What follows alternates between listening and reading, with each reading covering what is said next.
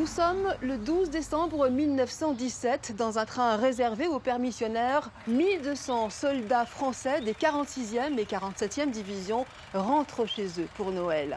Ils viennent d'Italie où ils ont combattu en première ligne face aux troupes austro-allemandes suite à la bataille de Caporetto. Mais plus de la moitié d'entre eux vont périr dans ce qui est encore à ce jour la plus grande catastrophe ferroviaire survenue en France.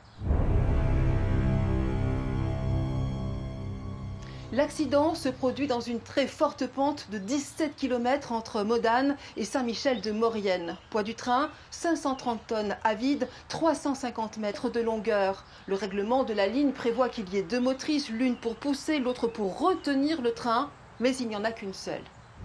La descente commence, le train prend de plus en plus de vitesse, impossible de le retenir. Les freins chauffés à blanc lâchent. Dans une succession de virages, des wagons déraillent, la motrice se détache. Quelques secondes plus tard, la totalité des voitures s'encastrent et s'enchevêtrent dans un amas de ferraille qui s'embrase aussitôt. Bilan, 425 morts, 128 seulement pourront être identifiés et des centaines de blessés. Sur plus de 1000 hommes, 183 seulement répondent à l'appel le lendemain de la catastrophe. Les corps sont inhumés au cimetière de Saint-Michel-de-Maurienne où un monument est érigé en 1923. Puis en 1962, ils sont transférés au cimetière militaire de l'Adoua à Villeurbanne.